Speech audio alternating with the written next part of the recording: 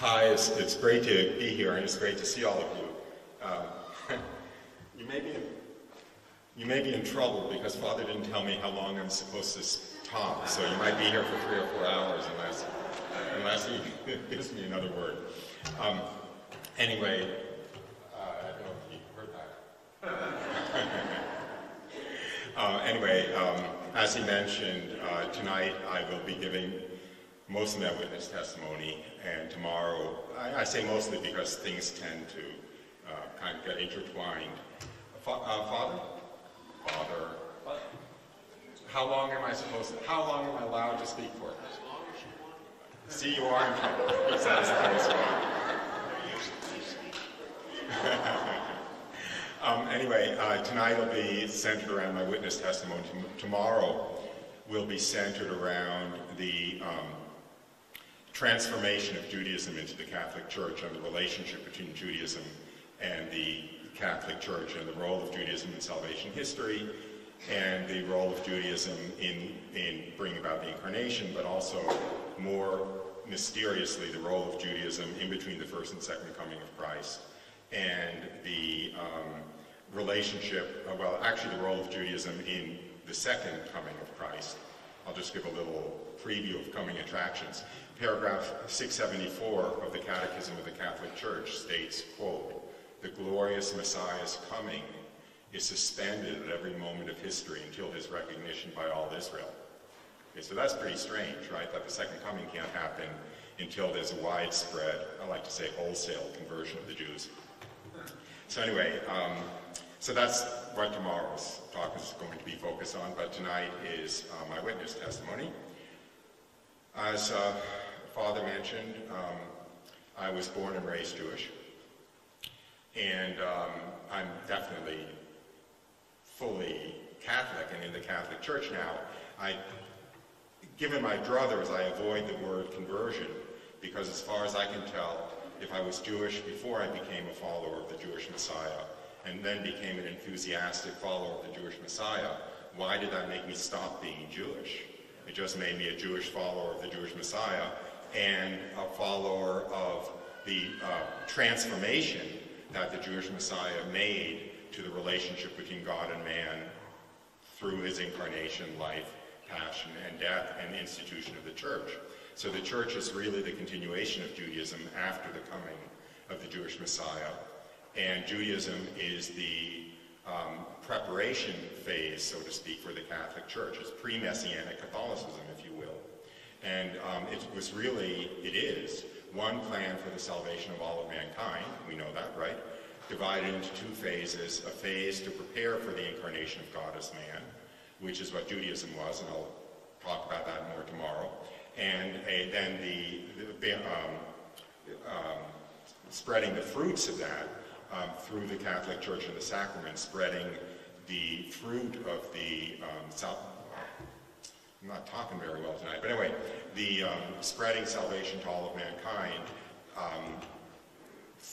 spreading the fruit of the incarnation of God as man throughout the world as Christianity, and more specifically, the Catholic Church and the sacraments. Maybe the reason I'm tripping over my tongue is because I'm not supposed to be giving tomorrow's talk tonight, but supposed to be giving tonight's talk, so I'll just go back to that. So anyway, I was born and raised Jewish. My parents were both German Jewish Holocaust refugees. They had both grown up in Germany and managed to escape and make it to the United States, where they met and married. When I grew up in the 50s and 60s, and in those days there was much less integration between the Jewish community and the non-Jewish community. In fact, the town where my parents bought a house was the only town in the area that allowed Jews to buy houses in those days. And so my whole world was Jewish. I was obviously Jewish, my parents were Jewish, all of our friends were Jewish. I went to Jewish religious education from the beginning of school until I went to university, alongside secular education. And in my high school years, I was always kind of God-oriented. I was very God-oriented, and I couldn't imagine any access to God other than through Judaism. And in my late high school years, especially my senior year, I became the disciple of a Hasidic rabbi, You know the Hasids with the ear curls? I was in Cheyenne, Wyoming a couple of days ago, and they didn't have a visual image of Hasids. I guess there weren't too many Hasidic cowboys, but anyway. So I see that at least you know what I'm talking about. But anyway, I became the disciple of a Hasidic rabbi, and I lived with him and traveled with him in Israel the summer between high school and college, considering the possibility of not returning to the U.S. to begin university, but staying in Israel and entering into the closest thing that Judaism has to religious life, which is life in a yeshiva. That's a life of study and prayer that men engage in a kind of community. As I said, it's the closest thing that Judaism has to religious life. But I didn't. I returned to the U.S. I began university, which is MIT. And I lost my faith in God. I lost my belief in God at university at MIT. It's a technology, engineering, science school. And I basically bought the party line, the propaganda, that religion is just basically a superstition that man came up with until he has science to give him the real answers to everything. And anything that science doesn't have the answer to today, it will in 5 years. And this was presented as a scientific attitude to me.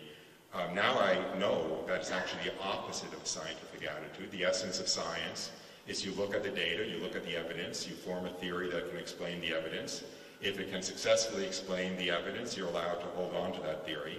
And if it can't, you have to discard. Those days we believe anything. But there was, for instance, a Eucharistic miracle in Buenos Aires in 1999 when Bergoglio was bishop, you know, our current Pope Francis. There was a Eucharistic miracle in Poland in 2007. Both cases, the consecrated host visibly turned into human blood and human heart muscle tissue. And in both cases, samples from the consecrated host were given to forensic scientists without them being told where it came from. And in both cases, they identified it as human blood and human heart muscle tissue from, I believe it was the left ventricle, of a man who died in great agony, because apparently there are chemical changes in the blood, you know, that are associated with the suffering. The samples were put under electron microscopes. As a matter of fact, for some reason it's particularly interesting to me. I think it was the one in Poland was examined under an electron microscope, and only part of the host had turned into human muscle tissue. And under the microscope, you could see the cells, essentially the wafer cells, the bread cells, and then you could see them morph into the human heart muscle tissue cells without any interruption, without any discontinuity. The cells just kind of gradually morphed from essentially bread to human heart muscle. This is 2007. This isn't some ignorant peasants from the 13th century or something.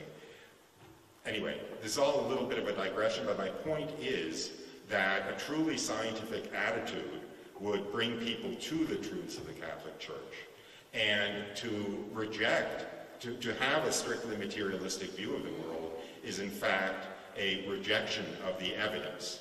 G.K. Chesterton, he was a Catholic apologist of the middle of the 20th century, has a wonderful quote: "Those who believe in miracles, rightly or wrongly, believe in them on the basis of the evidence. And those who do not believe in miracles, rightly or wrongly, refuse to believe in them on the basis of faith." Okay?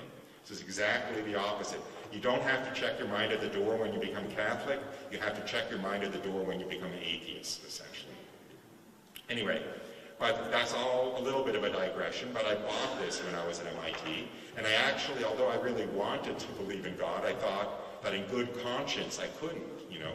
So anyway, by the time I left MIT, I was atheist. After a few years working as a computer scientist, I decided to go back to school. I went to Harvard Business School.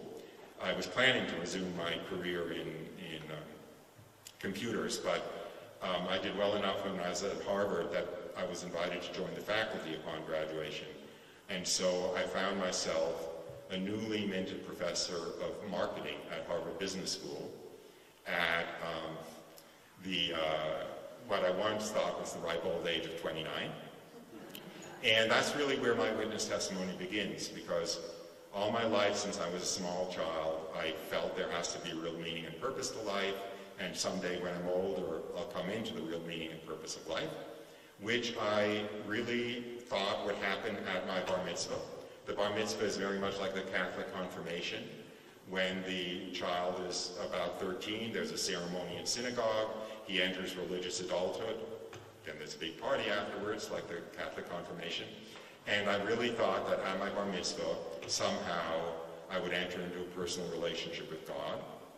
And when that didn't happen, it was actually one of the saddest days of my childhood. But then pretty soon I decided the real meaning and purpose of life would come when I got a driver's license. Or when I left home, or when I entered university, or if I got into Harvard Business School, or when I began my career and so forth. But the problem was that at this point I was already more successful in my worldly career than I had ever expected to be, being a professor at Harvard.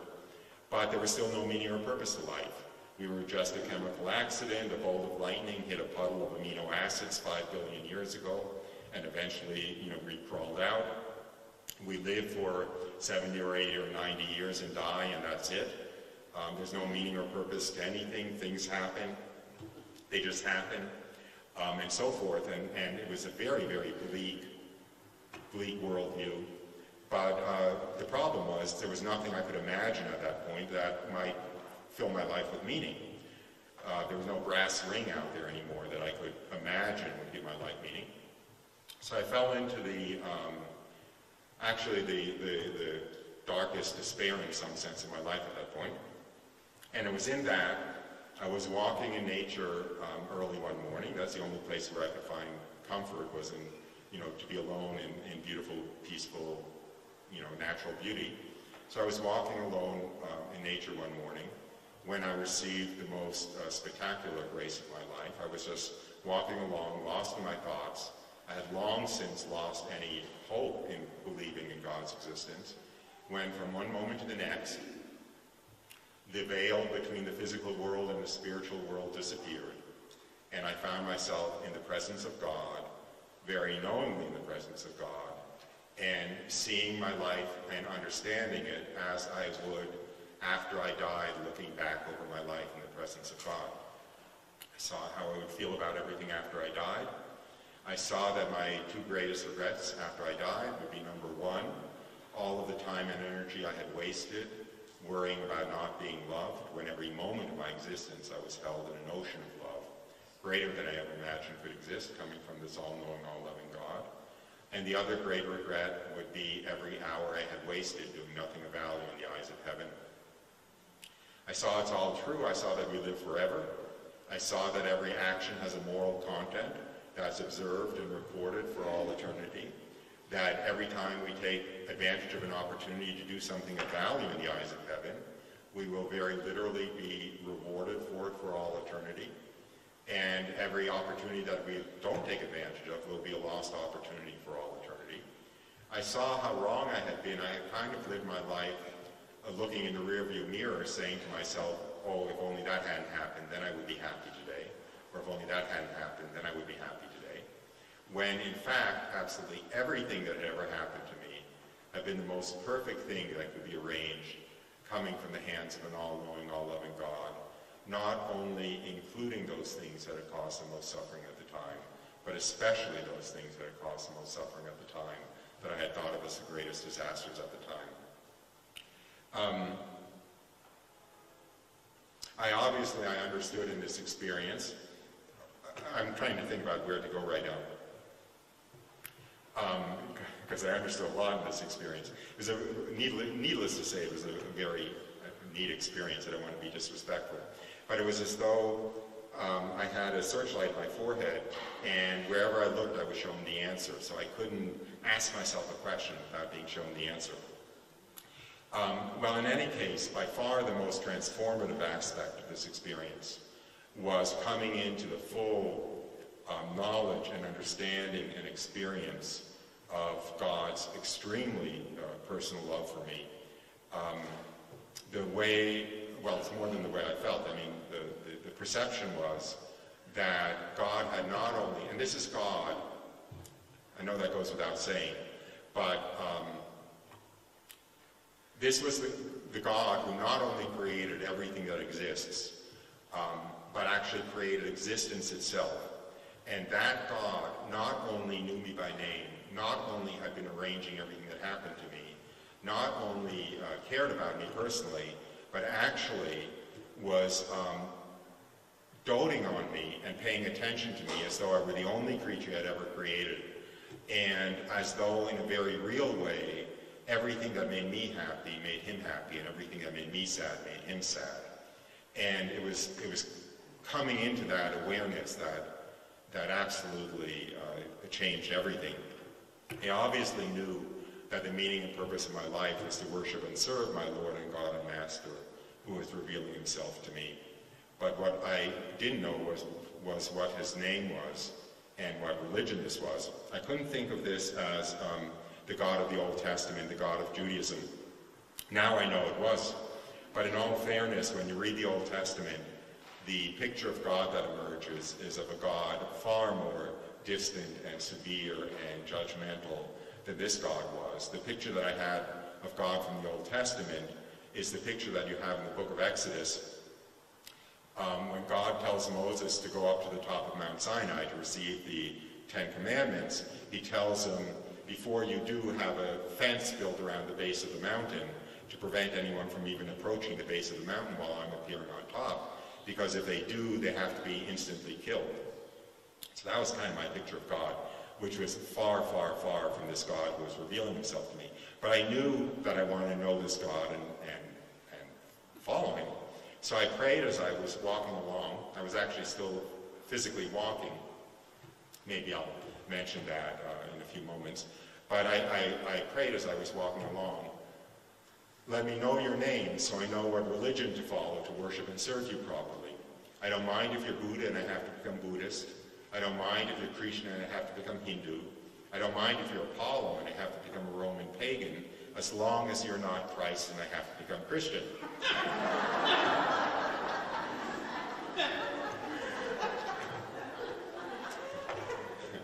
Are there any Jews or Jewish converts here? If so, I think you'll know where that was coming from.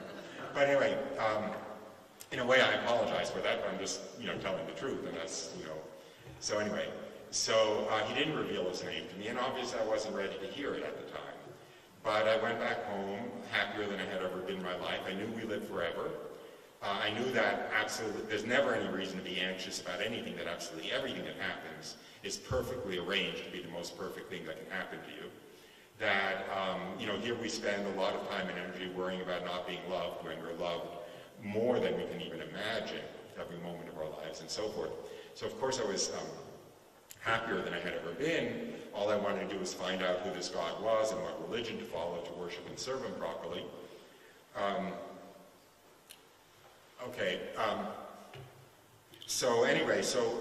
I had a problem. This had been a mystical experience. I'd never heard of a mystical experience. Literally, I'd never heard of one. I'd never heard of a miracle. I'll talk about that in a few minutes. So I go back to Cambridge, where I was living at the time, Cambridge, Massachusetts. I had just had this, mind-blowing mystical experience. I wanted to find out more about it. So what do? You go find a mystic to talk to, which wasn't a very prudent thing to do in Cambridge in the 1980s, to say the least. So, but anyway, actually, where I work, there was a man who worked there who I knew was a self-styled mystic, who was actually following Catholic. So I made an appointment to see him. I was hoping he could tell me something about what had happened and, who this God was and everything. Well, he didn't. That was kind of the bad part of that experience. He was into all kinds of New Age stuff and filled me with a lot of garbage. But one good thing happened when I went to visit him, which was at one point, I was, talking to him in his apartment, and he went in the kitchen to make some tea, and I was left alone in the living room, and on his coffee table there was this big coffee table picture book called something like The 100 Greatest Miracles of Modern Times. And so while he was in the kitchen making the tea, I'm flipping through the book, and my eyes fall to a page dedicated to the miracle of Fatima. I had never heard of the miracle of Fatima, right? So I'm reading this page, I'm totally amazed. Bob comes back from the kitchen with the tea, and I point to the page, and I say, is this true? Did this really happen? And he says, oh, yes. And my next question was, has anyone else ever heard of it? And there, I had probably been in school about 24 years at that point, and no one had ever mentioned the miracle of Fatima to me. So then I asked him, is there anything else written about it? And he says, oh yeah, just go to the public library. You'll find, 2 feet of books on Fatima. My initial reaction was I was filled with furious indignation. How could they have kept this secret from me? All my life going through Jewish religious education, I was always pestering the teachers, why did God perform miracles in the days of the Old Testament and then stopped? And they never had an answer. I felt, and I actually know, that my whole life would have been different if I knew that God had still performed miracles. Anyway, that's the good thing that happened. And I didn't pursue it at the time, but it planted a seed in the back of my mind. But you can see where I'm going with this, at least at the moment, which is that I think we're making a big, well, let me put it another way. Miracles are a good form of evangelization. I know they're not why we're Catholic. I know that our faith isn't based on miracles. But you introduce somebody who has no faith or who is Jewish or something, and let them know about the miracles and the reality of the miracles and the scientific proof of the miracles, and it's going to make a problem for them, if you know what I mean. A good kind of a problem for them. Anyway, I certainly wish that somebody had told me about, the miracle of the Son of Fatima or the Eucharistic miracles or something, earlier. So it's not a bad, it's not the highest ground in terms of faith, but it's not a bad way to evangelize in this pseudoscientific culture that we're in. So anyway, so I left his apartment. He filled my arms with all these stupid New Age books, and I went on some wrong paths for the next few months. But there was one good thing I did after that first experience, which is every night before going to sleep, I would say a short prayer I had made up to know the name of my Lord and God and Master who had revealed himself to me in that experience. And a year to the day after that first experience, and I know it was a year to the day because I remember praying a prayer of thanksgiving before going to sleep for what had happened a year earlier. And I also, of course, prayed the prayer to know the name of my Lord and God and Master. And I went to sleep, and I thought I was woken by a hand gently on my shoulder and led to a room and left alone with the most beautiful young woman I could ever imagine. And I knew without being told that it was the Blessed Virgin Mary. And when I found myself in her presence, all I wanted to do was throw myself on my knees and somehow honor her appropriately. The first thing she said to me was she offered to answer any questions I might have for her. The first thing that crossed my mind was, as I said, all I wanted to do was throw myself on my knees and somehow honor her appropriately. The first thing that crossed my mind was, oh my goodness, I wish I at least knew the Hail Mary, but I didn't. So when she offered to answer any questions I had for her, I kind of wanted to ask her to teach me the Hail Mary, but I was too proud to admit that I didn't know it. So as a kind of indirect way of getting her to teach it to me, I asked her what her favorite prayer to her was. Her initial answer was a little bit coy. It was, I love all prayers to me. Some of the answers she gave were a little bit sideways like that. But I was a little bit pushy. Maybe that's because I'm a New York Jew, maybe not, who knows. But I said, but you must love some prayers to you more than others. And she relented, and she recited a prayer to me, but it was in Portuguese, and I didn't know any Portuguese. So all I could do was make the effort to remember the first few words phonetically. And the next morning, when I got up, I immediately wrote down the first few words phonetically as I remembered them. And then much later, when I met a Portuguese Catholic woman, I asked her to recite the prayers to Mary in Portuguese so that I could try to identify the prayer. And to the best of my ability, I identified it as, O Mary, conceived without sin, pray for us, our recourse to thee, which is the prayer around the miraculous medal. It's a prayer that Mary gave to St. Catherine Labouré at the miraculous medal apparition. Anyway, so let me go back into that experience a little bit. When she was as incredibly beautiful as she was to look at, and how tremendously affecting that was, even more deeply affecting was the beauty of her voice.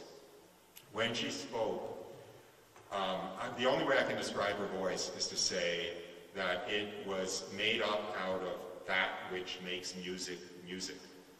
And when she spoke, this incredibly beautiful voice flowed through me, carrying with it her love, and lifting me up into a state of, actually literally ecstasy greater than I ever imagined could exist. So anyway, she had said, offered to answer any questions I might have for her. I asked her about 5 or 6, maybe 7 more questions, which she graciously answered. Occasionally she answered them a little bit sideways, like that first one. And I'll go back and I'll mention some of the other questions. Anyway, after the questions and answers, she said she had something she wanted to speak to me about, and she spoke for another, my guess is 10 or 15 minutes. And then the audience was ended, and I went back to sleep. I will say, and I have to say, it's really important, that I now understand that if there was a camera in the room, it would have shown my body asleep in bed the whole time. I thought I was awake in this experience. I felt like I was awake. My memory represents it as though I had been awake. I remember not only the questions and answers word for word, but I actually remember the questions I didn't ask, saying to myself, what about this question? No, that's silly, I won't ask that. What about this question? That's okay, I'll ask that, and so forth. So subjectively, I felt completely awake, but as I said, if there was a camera in the room, it would show me asleep in bed. Anyway, back to the better ones, the questions. I only asked about 3 or 4 good questions, and then I asked about 2 or 3 incredibly silly questions or personal questions.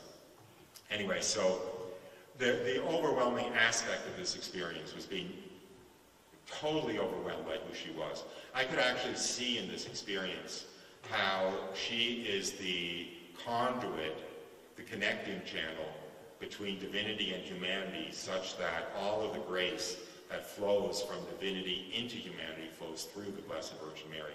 I actually saw that in this experience. So most of my, certainly the good questions came out of being overwhelmed by who she was. And at one point I asked her, and it was more of an exclamation than a question almost, but I kind of asked her, I said, how can it be, how is it possible that you're so exalted, that you're so magnificent, that you're so glorious? How can it be? And her response was just to look down on me almost with pity and shake her head gently and say, oh no, you don't understand. You don't understand anything. I'm nothing. I'm a creature. I'm a created thing. He's everything. And then along the same lines, out of the desire to honor her appropriately, I asked her what title she liked best for herself. And her response was, I am the beloved daughter of the Father, mother of the Son, and spouse of the Spirit. So anyway, by now, of course, I figured out, I was never dumb, that if this was the Blessed Virgin Mary, it had been Christ in that earlier experience, and this is all about Christianity, and I had better get up to speed pretty quick. And all my life I had heard the expression the Holy Spirit, but I had no idea what it meant. So I apologized for the way I phrased the question, but I said to her, what's this business about the Holy Spirit?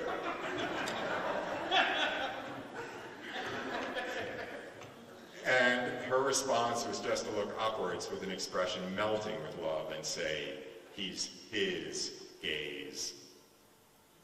So those were really the good questions I asked. And anyway, as I said, I asked some more questions, and then she spoke to me a little longer. I'm going to say this. I usually don't say this, but, what the heck. I'll tell you what ended the audience, actually. That's what I usually don't say. What ended the audience was actually I began to worship her. There's no way to put that into words, but the movement in my heart began to be kind of like one of worship. And I don't want to kind of imitate her expression, but she started looking, a little bit like appalled, or, kind of like, I have to go. I'm going to have to go if you're going to do that. And that's actually what ended the audience, was was I couldn't hold on to not wanting to worship her in some sense. And in my defense, I'll say that in both the Old and New Testament, and it's certainly the case with the evangelist John, when an angel appeared to him, he fell on his face and began to worship the angel until the angel said, "Get up, that's not appropriate, I'm a creature like you." And we know that the Blessed Virgin Mary is more glorious than the most glorious of the angels, right? So that's my defense. It was a completely natural human response to her glory, but at the same time it was completely unacceptable to her, and so she withdrew. Anyway, so I woke up the next morning. I obviously knew it had been the Blessed Virgin Mary. I knew it had been Christ in that first experience. My first thought when I woke up the next morning, I was hopelessly in love with the Blessed Virgin Mary, of course. My first thought when I woke up that morning was, oh boy, I can't wait to go to sleep again tonight and see her again.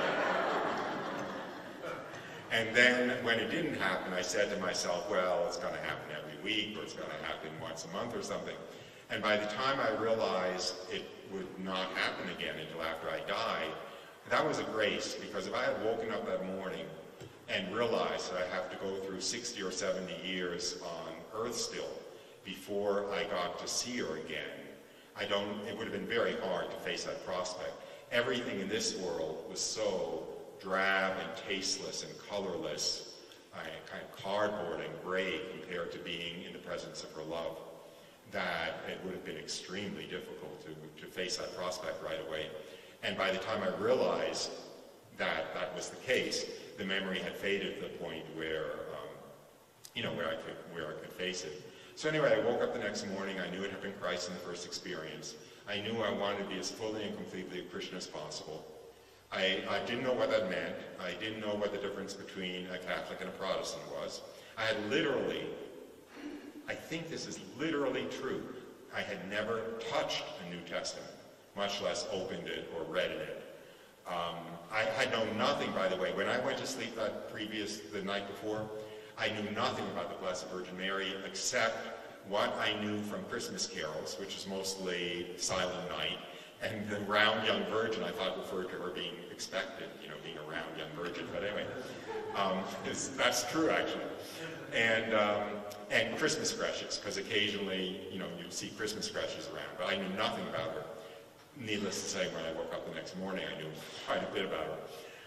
Anyway, but I didn't know the difference between a Protestant and a Catholic. All I could do was open the local phone book and find a Protestant church to go to, but as soon as I felt a little bit comfortable with the pastor, I kind of shyly asked him about the Blessed Virgin Mary, and when he answered without the respect that I knew that she deserved, I knew this is no place for me. And the other thing that was going on in those days was after that experience, I was spending all my free time at a Marian shrine not far from my house, about 45 minutes from my house. I lived in Cambridge, Massachusetts at the time, and about 40 minutes north there was a shrine to Our Lady of La Salette, which was a church-approved Marian apparition in, I think, 1846, and high in the French Alps. It's a little bit like Fatima, but it was a one-time apparition to a couple of shepherd children. And there was a shrine built to Our Lady of La Salette, kind of like a model of the original shrine in France. And I would drive up there 3 or 4 times a week to just walk the grounds and kind of feel her presence and commune with her. I'm not sure I even yet knew the Hail Mary, but anyway, but I just kind of, as I said, feel her presence and kind of talk to her, commune with her. And that was, of course, a Catholic shrine, and sometimes when I was there would be a Mass going on, and whenever I was around the Mass going on, I was filled with a tremendous, the word which comes to mind is lust to receive the Eucharist, even though I didn't really know what it was. So that's what led me pretty directly into the Catholic Church, was knowing who the Blessed Virgin Mary is and wanting to receive the Eucharist daily, if at all possible. And so I just raced through my witness testimony. I will tell one story, and I'll tell it because I've left a little mystery here, which is where at the beginning, I'm so anti-Catholic, anti-Christianity, that I say to Christ as long as you're not Christ. And then at the end of this story, I'm enthusiastically entering the Catholic Church. So I have to tell a little bit of a story about how that transition took place. First of all, let me just say, sometimes people misunderstand me. I was not anti-Christian at all. I was not anti-Catholics at all. As a matter of fact, when I went to MIT, I went to a great deal of effort to get assigned a Catholic as my roommate, a particular Catholic, but he's the only one I wanted to be a roommate because he was the only, all the other New York Jews were miserable like I was. And he was, he was happy and kind-hearted and peaceful. I mean, I liked Catholics. It was the Catholic Church which was the enemy. And similarly, I like Christians, but it was Christianity which is the enemy. Because I don't want anyone to think that what I'm describing among Jews is an animosity towards people. It isn't. It is towards an institution which they rightly or wrongly think was behind a lot of persecution of Jews. And there is some animosity towards Christ himself. I apologize, but I'm just telling the truth. Because from the Jewish perspective, who was Jesus? He was a false Messiah. He was a man who claimed to be the Messiah and wasn't the Messiah. And that is a pretty serious offense. And as a result of this false Messiah, this religion sprang up, which resulted in 2,000 years of persecution of the Jews. So, so he gets to be the target of a little bit of animosity sometimes, certainly in the case of me. He's forgiven me, so you have to forgive me. But it wasn't anything, any animosity towards Christians. But anyway, so what affected the transformation?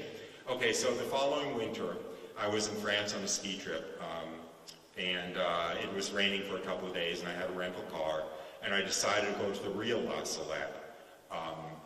Mary appeared there, right? And anyway, I just also, the ski area is noisy and full of commotion, and the skiing was kind of dull because it was raining. So I got my rental car and I drove to La Salette. I had a lot of experiences there that I don't really want to spend the time to go into, but one thing happened there. I got to confess, I don't know why I'm feeling kind of familiar with you guys, but I had a lot of experiences with the Blessed Virgin Mary there when I was at La Salette. This was right, this is shortly after that nighttime experience or dream of her, and she was very generous with her participation, let's say, in my interior life and in my dreams while I was there. But anyway, what I was going to say that happened there. Okay, I'll say all of this. What the heck? Okay, so I get up there, and I was planning just to go up there for the afternoon and then drive back to the ski area. But the rain at the ski area was actually snow at La Salette. La Salette is at about 10,000 feet. It's about 3,000 meters. It was pretty high. And so it was a blizzard up there. And it took me most of the day to get up there because of the switchback mountain roads. And it was sunset actually when I got up there. It's far above the tree line, beautiful, granite cliffs and snow bowls and just gorgeous, high Alps. And actually, I saw a sign saying reception, so I said, oh great, maybe I can stay here overnight, and drive back tomorrow. So I go into the reception and I ask, is it possible to have a room here? Stay for the night? And the guy says, of course. And I say, is it okay? I'm Jewish. And he said, of course. Like he was puzzled, like, what's the big deal? But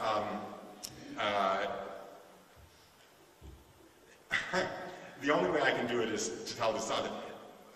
After my conversion, I was on pilgrimage in Israel alone, and there was a Jewish youth hostel.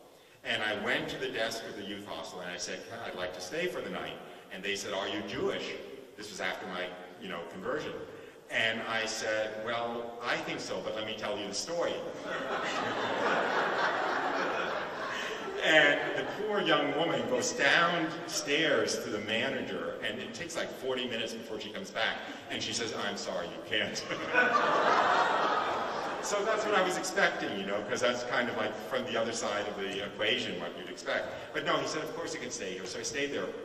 The next day, the road off the mountain was closed because of all the snow that had fallen. And about 3 feet of snow actually fell a day during my time up there. And then finally, by the time the road was reopened, it was just time for me to drive back to Geneva and fly home.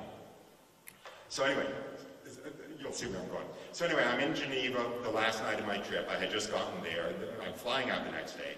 Before going to sleep, I don't know whether I can say it as a prayer or a complaint to God. I'm sure none of you have ever complained to God. But anyway, so before going to sleep, I say to God, I can't believe you did this to me. I go halfway around the world to go skiing. It would have been the best skiing of my life, right, because it was 3 feet a day of fresh powder. And you won't let me go skiing. You stick me at La Salette for the whole time. And, with that prayer, I go to sleep. And I, again, have one of these very, waking feeling dreams, where I find myself standing in front of a man. And he's very brave, but you can also feel that he's very loving. He reminds me of like that high school teacher you sometimes have, who's always very serious, but the kids know that he loves them more than the clappy, happy teachers do. He was kind of like that. He's standing in front of me and he just drills me with his eyes and he says, you can go skiing or you can work for the second coming. It's your choice, which do you choose? So anyway, back to La Salette when I was there, and that's actually, there's a reason I'm telling you that, is because of what I said at the very beginning of my talk, that the second coming can't happen until there's a conversion of the Jews. And obviously what I do now, I do evangelize Jews to the extent that they let me evangelize them. And I have worked with a fair number of Jews who have come into the church, maybe 1 or 2, 3 dozen, something like that, not a huge number. But what I have found that I really am doing is encouraging Catholics to pray for the conversion of the Jews and encouraging Catholics to evangelize their Jewish friends and doctors and lawyers and accountants and sons-in-law and so forth, because the politically correct, environment that we're in says you shouldn't impose your faith on others. But in fact, first of all, it says you shouldn't impose your faith on others. Secondly, it says that somehow it's anti-Semitic to evangelize Jews. In fact, as Rosalind Moss says, the most anti-Semitic thing in the world is not to evangelize Jews. The whole world owes, how can I put it, owes the Jews the debt of having brought them Jesus. The whole world owes Jesus in some sense to the Jews. And what an injustice to refuse to let them know about the Jewish Messiah, which is the whole point of Judaism, which they brought to the rest of the world and brought salvation to the rest of the world. And you're going to withhold it from them? It's just, it's not nice. And so anyway, so that's why, back to La Salette. But that's now how I understand that experience, is because it's corny, but God has to work with people. And so if he's going to get some encouragement going to pray for good Catholics to pray for the conversion of the Jews, he's got to recruit people to get up here and tell you guys, please pray for the conversion of the Jews. So anyway, back to La Salette. When I was there, you're sitting at these tables with other pilgrims, and there was a French woman across from me who I spoke to at meals. And then when I got back home, she called me and she said, I think it would be a good idea for you to check out the Carthusians. Now, I don't know, have any of you seen the movie In the Grey Silence? No. Anyway, the Carthusians are the strictest contemplative order in the church. They live in solitary confinement. They live in strict silence. They don't talk to each other. They, as I said, they live in solitary confinement. They get together twice a day in the chapel. They never sleep through the night. They sleep for about 3 hours from 8:30 to 11:30, and then they get up for 2 hours and they chant matins together. And then they go back to sleep for a couple of hours and they get up for lauds and mass. They eat one meal a day. It's an extremely penitential life. Anyway, so she's telling me about the Carthusians and suggests that I check them out. And I think, oh, that's a good idea, because I had had a mystical experience. I wanted to know more about the mystical experience. When I heard about the Carthusians, I figured these guys must have mystical experiences, or they go nuts. So, so I pick up the phone, I call the monasteries in France, and someone answers, and I ask, can I come and visit and make a retreat there? And he says, absolutely not, we're strictly cloistered, we don't receive anybody. But then he says, tell me something about yourself. So I start talking to him, and I can hear in his voice that he's wavering a little bit, his resolve. So I say, should I send you a letter? And he says, excellent idea, send me a letter. So I sit down, I write a letter, I send it to him, he immediately writes back, you're welcome anytime. What I didn't realize, what I didn't know, was the one exception to not receiving anybody is that they think it might be a vocation. So I get on a plane to go to this Carthusian monastery. I'm still Jewish, I'm still anti-Catholic. I show up at the door of this Carthusian monastery, and 4 things happened there that turned me around and made me want to enter the Catholic Church. So that's why I'm telling this story.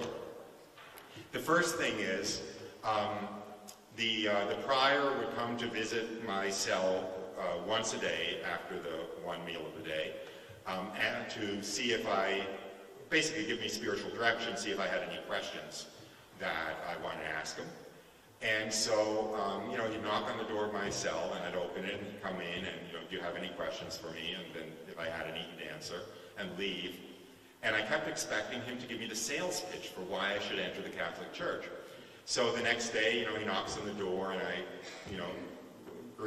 let him in, and I expect, well, today he's going to give me the sales pitch, and he doesn't. And then the next day, he doesn't give me the sales pitch, and the next day. So finally, I can't stand the suspense anymore. So the next time when he knocks on the door and I open the door, I just kind of blurt out, aren't you going to tell me why I ought to become Catholic? This very kind of aggressive, defensive attitude. And his response was just, oh no, not at all. All I ask is that you keep your eyes open and be honest with yourself about what you see.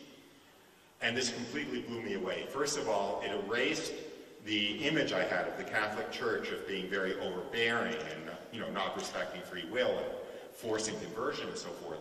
But the most amazing thing was it was clear that he really thought this was God at work, and God wasn't going to stop halfway. He was going to continue. So all I had to do was keep my eyes open and be honest with myself, and God would do the rest. And that completely, a huge brick fell out of my defensive wall against the Catholic Church.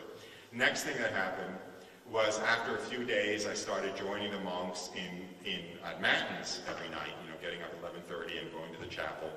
And this monastery is gorgeous, like, 15th century. The stalls, those are like, when monks chant in a monastery, they're standing in these stalls.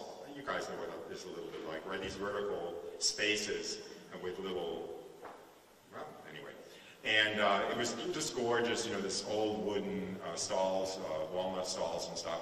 And 2 monks would be sharing a psalm book, and they were like, I think they were parchment, but they were about 3 feet wide. They were, calligraphy, beautiful, illustrated. They were probably, 300 years old or something. And they'd be standing in these stalls, halfway through, half through the night almost, for 2 hours every night, chanting psalms. And what were they, chanting? They were chanting, "Oh, Jerusalem, should I ever forget you?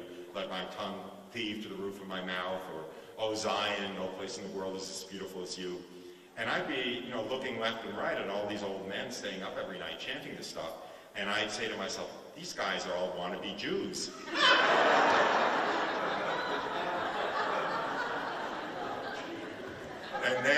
And then, a few days later, I'm doing my job, which is scything the grass in the orchard, and this elderly monk shuffles out to me because since they're not allowed to talk, sometimes they take advantage of an opportunity to cheat. So he kind of shuffles out to me and he says, "Do you mind if I ask you a question?"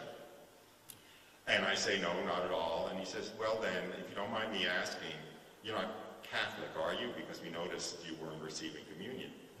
And I said, "No, that's right, I'm not Catholic." And he said, well then, if you don't mind me asking, what are you then? I said, stand up tall and say very proudly, I'm Jewish.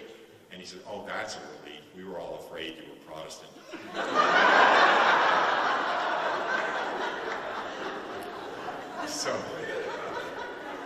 So you see what happened was I understood that first of all, that the Catholic Church is the heir to Judaism, so to speak. As St. John Paul II said, the Jews are our elder brothers in the faith.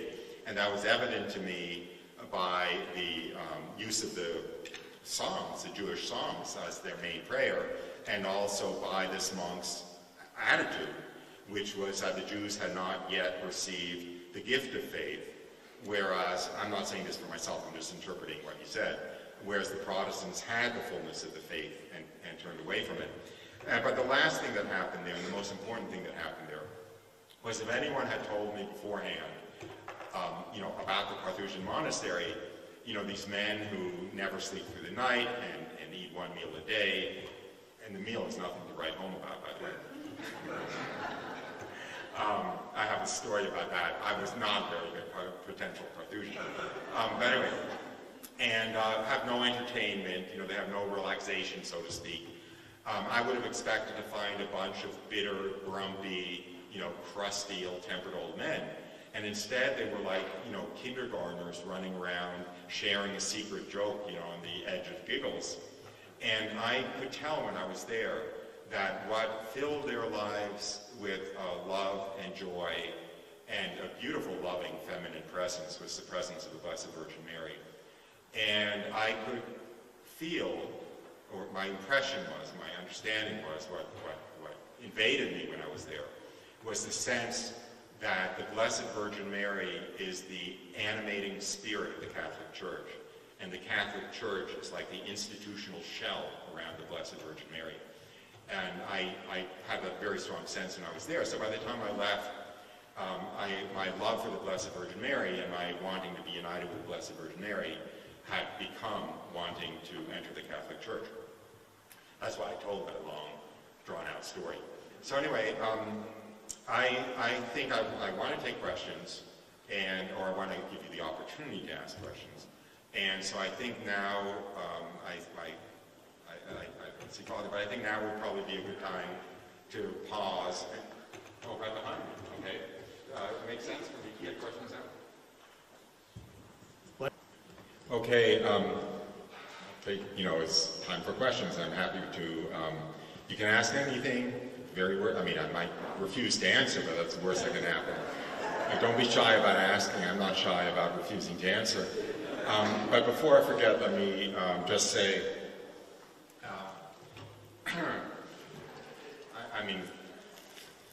I'm not going to make any more anti-Semitic jokes, but I do have stuff here to sell. And I will have a book table in the back. And as a matter of fact, I don't know if anyone's manning it yet or not, but if they are, in other words, if the volunteer is willing to man it, maybe it's not a bad idea to get back there in case people have to leave and still want a book. I have two books. I wrote them both because I didn't say that one the last place I was, and somebody thought I was just selling other people's books. But anyway, Honey from the Rock is 16 Jewish to Catholic witness testimonies. Needless to say, they're all miraculous. St. Paul said, Greeks seek wisdom, but Jews require signs. So they're apparitions of the Blessed Virgin Mary, and they're Eucharistic. There's actually a Eucharistic miracle conversion in there, and so forth. And they're witness testimonies. So basically what I did was I cut and pasted these people's first-person accounts into this book. And the other is more like what tomorrow's talk is going to be, Salvations from the Jews, the role of Judaism in salvation history from Abraham to the Second Coming. It is the role of Judaism in salvation history from a Catholic perspective, basically, which I kind of introduced a little bit at the beginning of my talk. So I just wanted to say that because I know I get carried away and I forget. But, okay, commercial's over. Taking questions. Dr. Schoeman,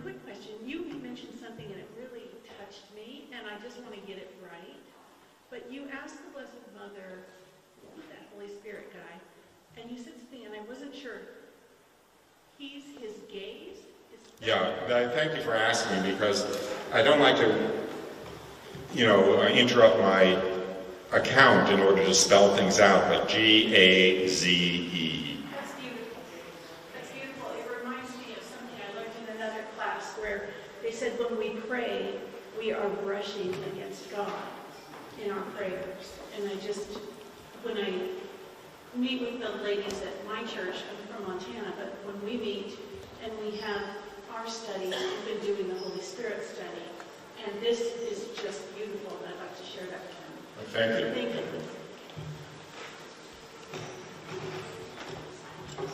When did you become Catholic? Boy, I'm going to show my age. I was baptized in 92.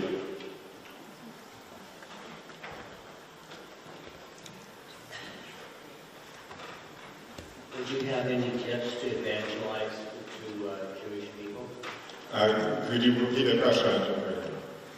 Would you have any tips on how to evangelize to Jewish people? Yeah, thank you for that question. That's a whole talk I did, actually, how to evangelize Jews. But yes, the most important thing is to let them know what you have in your faith, because it's going to make them jealous. It's going to make them jealous.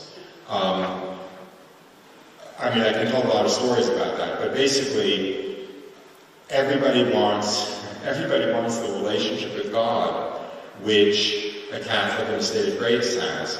Everybody wants the answers to all the questions. There's a horrible book, written by a Jewish rabbi, which is called Why Bad Things Happen to Good People. Well, Catholics know why bad things happen to good people. All of the questions that bother people, Catholics have the answer to, or the Catholic Church, Catholic teaching has the answer to.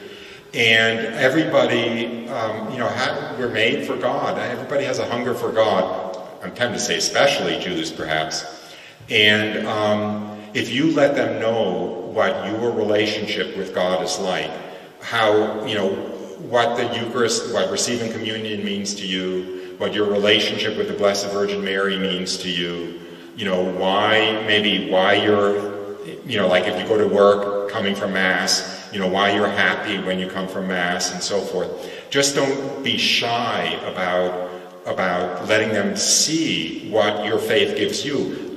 Now, speaking as a Jew, they're going to lie and they're going to say we have the same thing, but they're going to know they're lying, So that's really to me, that's the heart of evangelization, because somehow when people hear the truth, even if they want to deny it, it somehow registers. On some level, they know it's the truth.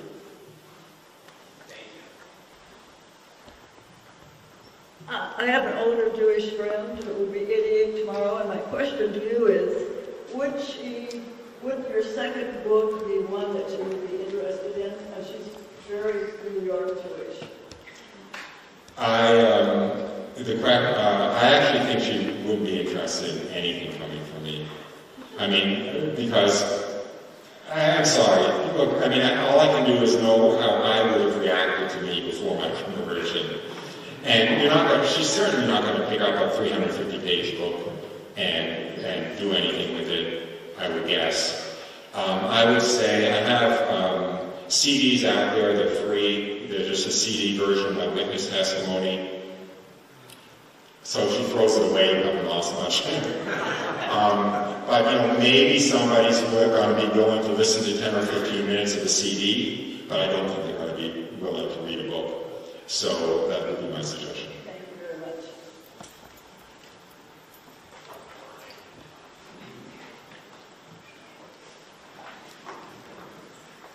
How did your family react to your conversion? Okay. Thank you for asking that. You asked, so I'm going to answer. I'm very happy to answer that, but I don't like to impose it on people if it's not asked. Okay, so I had this experience. I was baptized. My parents were fine with it for the first 3 years because I didn't tell them.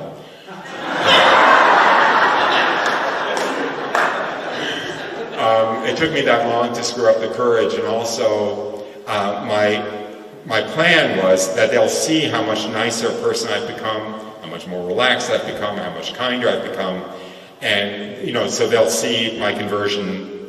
You know what I mean? They'll have noticed that before I tell them.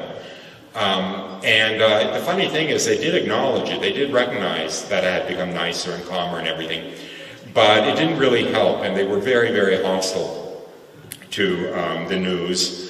And my father in particular, he said, "I have no son, my son is dead, I never want to hear his name again," and all that normal stuff that happens in Jewish families. But that didn't last all that long because, he had a father's love for me. So about probably 6 or 9 months later, he kind of calls me up with a fake question, because he wants to reestablish contact. And we reestablished contact, and actually things go pretty normally and get pretty normal again, except that, and if anything reminds him of my conversion, he goes ballistic. For instance, he came to my house. My parents visited me in my house a few years after I entered the Catholic Church. And so my father comes into my house, into my living room, I have a huge Shroud of Turin photo over the fireplace, and I have, these busts of the Blessed Virgin Mary and a statue of St. Joseph and everything. And he starts sputtering and goes ballistic, And I say to him, what's the problem? They're all Jews.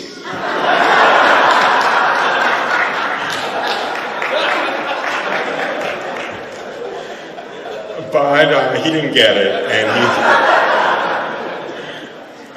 he swore he'd never enter my house again, and he never did. But okay, I'll cut to the end of the story, which is I live in Naples, Florida. My parents got quite old. I think my father at the time was 101 and my mother was 95. I moved them down to Naples, Florida when they got too old to live on their own. I set them up in an independent living apartment and made all the arrangements and took care of all of the problems and was down there probably at least 5 times a week and had dinner with them. And you know what I mean, there are always problems that arise that you need somebody to smooth over. And it really melted my father's heart. And he was never very demonstrative, but he got kind of gooey and I never dreamt I'd ever have a son like you, and what did I ever do to deserve a son like you and stuff. So anyway, that really was a huge part of his conversion. But then he fell, he broke his thigh bone, things went downhill from there. He was in a, they called it rehab, but it was really more like hospice. He was in a great deal of pain. I checked him in that night. It's a long story, but I checked him in, and it was a horrible check-in procedure that created a lot more pain. And then finally, I left and whatever. The next morning I came to visit him, and he's sitting up in bed, his eyes are bright, and he looks at me and he says, the funniest thing happened last night after all the commotion was over and everyone had left and the room was dark. Jesus appeared to me. Interesting, don't you think? And that's all he said. Interesting, don't you think? And his face was glowing. And then after that, when I would visit him, like once I forgot to wear my crucifix, and he said, "Where's that thing you usually wear around your neck? You really ought to be wearing it, And anyway, I was able to baptize him. It was actually Good Friday, and he died on Easter Tuesday of that year. And that left my mother. And this was actually really bad news for my mother. She became much more hostile after my father's conversion because the way she put it, basically, first her son joined the enemy and then her husband joined the enemy. So she was very hostile, but then sort of the same thing happened to her. She fell, she broke her hip. She wasn't going to get out of bed again. She was, in a downward spiral. And so I'm visiting her all the time, and one day I'm visiting her and she's lying in bed. She really didn't have much she could do other than stare at the ceiling. So I figured it's safe. I'll tell her my witness testimony. She can't do anything. And so I told her my witness testimony, and the next day when I visited her, she was doing a lot better. She was kind of half sitting up in bed. And she said, I want to thank you for what you did yesterday. I really want to thank you. All my childhood faith in God came back. And after that, all she wanted was for my wife and I to pray the rosary by her bedside and pray, basically, and talk about God. And I was able to baptize her too, but she, when she was baptized, she actually gained a lot of strength. I mean, I thought she was in the dying process, but after she was baptized, she came back for probably about 6 weeks. And during that time, I had a priest come in, and he confirmed her. He gave her an apostolic blessing. He vested her with a brown scapular, and he gave her last rites. And whenever a priest would come after that, she would just clasp his hand and not let it go, and just gaze up at him adoringly, you know. And whenever I saw her, she would be clasping her brown scapular that she had. And anyway, and she was buried out of a sung Tridentine Requiem Mass. So anyway, very happy. Both my parents, in the very last stage, had wonderful conversions. God was very faithful. Very faithful. He overdid it. I got to tell this just because it's kind of funny. I'm a member of a traditional Latin Mass parish, FSSP parish. So they had the funeral for my mother, and everything's draped in black, and the priest is wearing these black vestments. And he chanted the Dies Irae, in Latin, and you've got the altar boys with the incense around the casket and the candles around the casket. And then we processed to the cemetery, about 20 of us from the parish, and the priest. And anyway, this is a burial service, and the priest is, reading Latin prayers, and he's again incensing the coffin, and asperging the coffin, and everything is lowered into the ground, and he's got this, big black vestments and cape and everything. And very beautiful. But the funniest thing was it was a Jewish cemetery, because I had bought the plot beforehand. So anyway, again, very happy ending. Next question, please. Hi, Dr. Roy.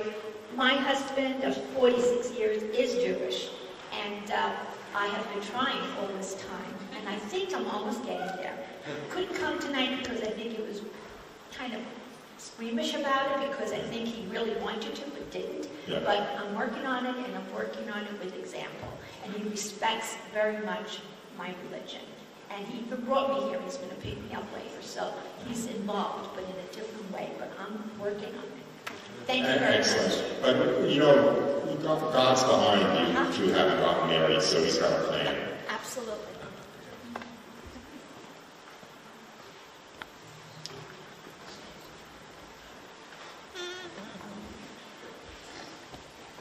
Hi, I have a question about the Holocaust. It's so disheartening to hear the stories and to be aware of the suffering of God's chosen people, the Jewish people. Do you have any spiritual insights as to what that was all about? Actually, I hate to say this, but it's one of the big reasons I wrote this book. There's probably at least 100 pages in here about basically exploring that question of the role of the Holocaust in God's plan for salvation history. So I don't know exactly how much to go into now.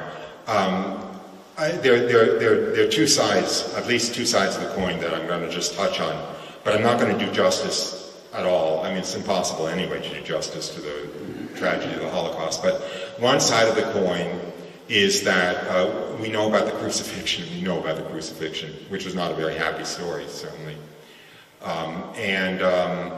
The Jewish people are the blood relatives of Christ.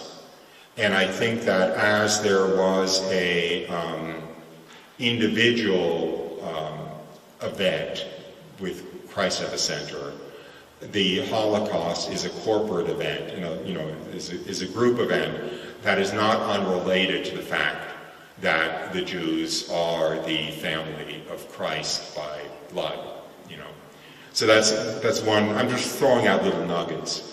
Another is that we know that the Holocaust, cutting to the chase, the chief exorcist of Rome, Father Gabriel Amorth, said, quote, "Without a doubt, Hitler was personally consecrated as Satan." Hitler was an occultist, and he was initiated by another occultist who boasted that he had opened Hitler's centers of vision and given him the means to communicate with the powers. Those would have been the powers of hell, obviously. So the impulse behind the Holocaust came directly from the basically satanic hatred of Christ. And another element, another nugget I want to throw out, and then I'm going to drop this, is I spoke at the beginning of this evening that the conversion of the Jews is required for the second coming. And I think the Holocaust was, among other things, a satanic attempt to basically delay or avoid the second coming by either exterminating the Jews or stopping the conversion of the Jews. And it didn't succeed in exterminating the Jews, but it did a pretty good job of stopping the conversion of the Jews. So there's a lot there, but I just, that's all I can do now. I do develop it at a great deal of length in the book.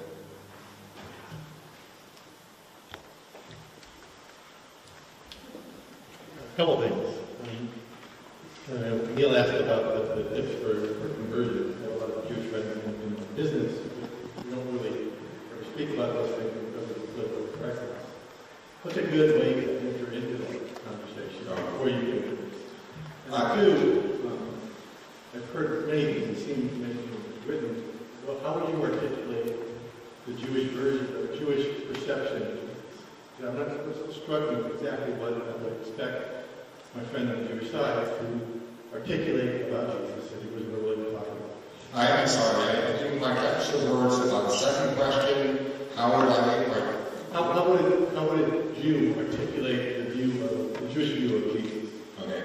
The first question about how do we enter into that, conversation to evangelize, I would actually say don't wait for an opportunity that the other person introduces. Actually pray for an opportunity.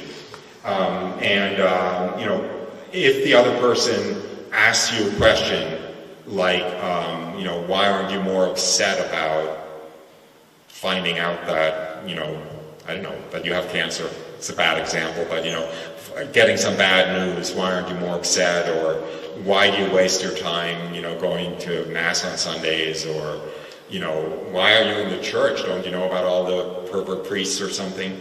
Whatever it is, pray for an opportunity, and then once that door is open, race through that door and actually use the invitation that they've given you in order to evangelize them. I wouldn't cold call them. For instance, I hope I'm not very, in my own way, I'm not very politically correct, so I hope Father forgives me. But for instance, if they come at you with, how can you be Catholic? What about all the, misbehavior of priests?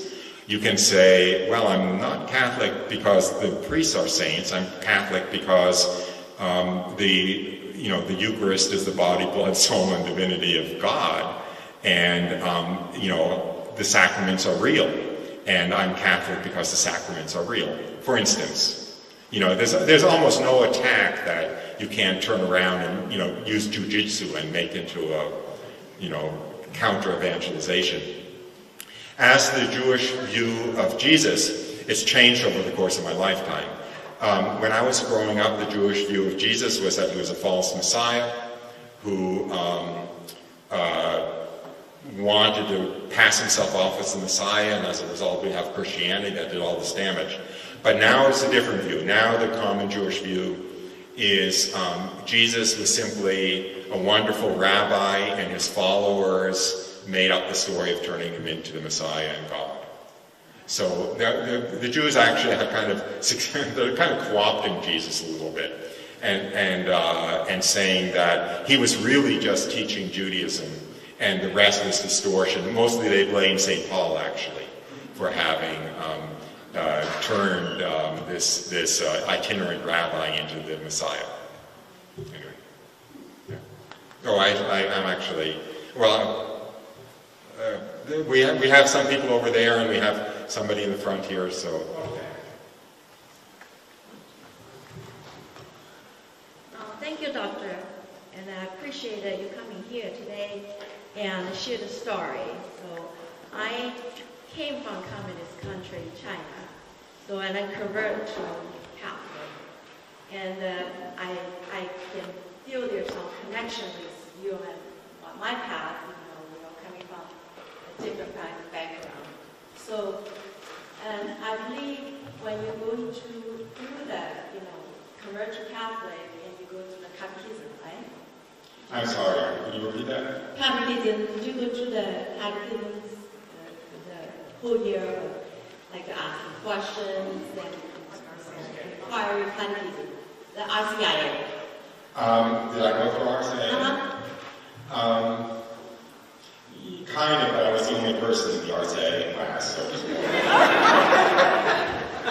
So my question is, when you go to the RCIA and go through the whole process, and there's one part that, we all line up outside the church, we will have a hammer, like a rubber hammer, hit it on the wall, hit it on the door, and the priest will open the door and ask you, and what's your name, and what do you want from Catholic Church?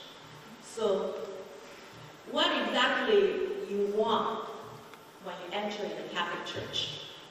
What is one purpose of this entering the Catholic Church to become a Catholic? Are you asking me or you? You. I ask you. I want God. And that's where he's hiding out. And it's not my idea. And I want to pick a Catholic Church maybe for him to hide out in, but that's where he is.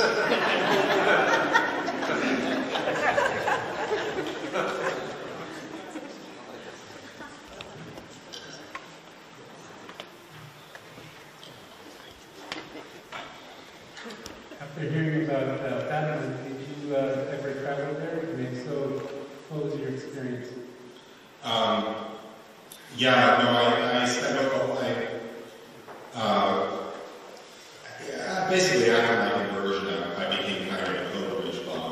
I spent a lot of time on pilgrimage. I love going to shrines and holy places and praying and hanging out in monasteries and so forth. So I've been to that a few times, and I really liked it. I don't know how to put it up. I think prayer was a little bit different at shrines. I felt very longing to pray, and so.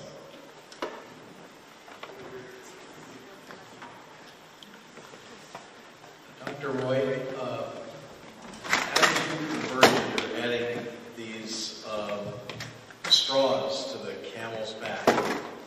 What final straw, set you and said, I'm Catholic? It said I am Catholic or I want to be Catholic? Yes, both. I am Catholic when I was baptized Catholic. I was baptized. So that's what, produced my entry into the church, was baptism. Right? That's the way it works. Yes. I wanted to be Catholic because actually, it's a little bit of a confession, but I want to be Catholic because I want to receive the Eucharist every day. And at the time, I didn't realize that only the Catholic Church has the real presence in the Eucharist. I didn't realize that communion services at other churches didn't have the real presence. Now I do realize that, by the way. But I did know that if I wanted to receive the Eucharist, or if I wanted to receive communion daily, I had to be baptized Catholic, because if I was baptized Lutheran, maybe I'd get it once every 2 weeks or something. So that's what made me. Now, I know that was wrong. In other words, you understand, I'm not saying that I think it's real in the Lutheran Church. I'm just saying that at the time, I kind of chose the Catholic Church because knew who the Blessed Virgin Mary was, and I wanted to receive communion daily if possible.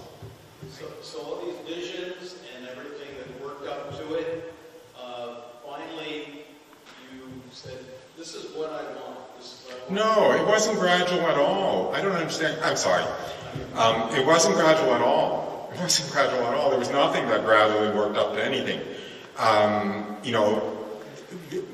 These were all, ban all at once stuff. I mean, the first experience was ban all at once. God is the most important thing in the world. The second experience was, this tremendous, love and understanding of the Blessed Virgin Mary.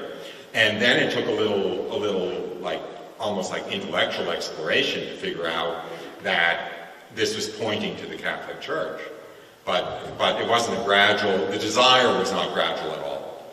I didn't have Waze, I didn't have Google Maps, so figuring out the right path took a little time, but knowing what the destination was instant, if that makes sense. You mentioned the presence of human flesh in the house. Do I experience it? No, you mentioned in your talk earlier the presence of human flesh in the house. Yeah, he's saying that.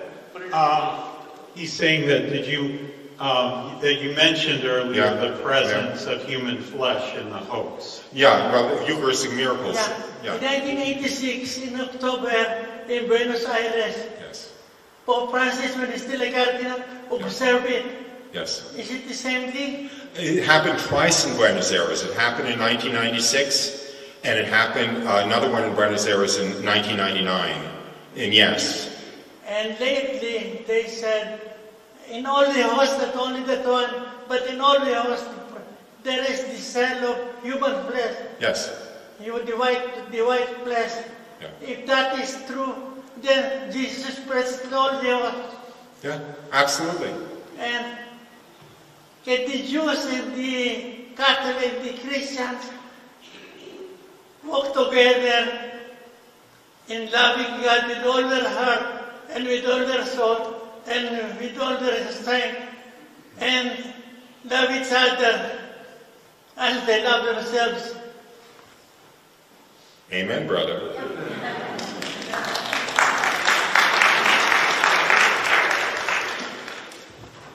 Hi, Doctor.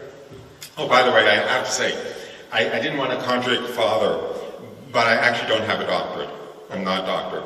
But I want to be polite, but now it's been said so many times, I just have to, It's all right. I just want to say thank you for being here. I didn't realize that I've already heard your testimony on YouTube. Yeah. Until I just heard you right now. So thank you for being here. Thank you very much. I think it's 8:30, so I think probably either we should stop right now, or I should say one more question. Why don't you take that question in the back?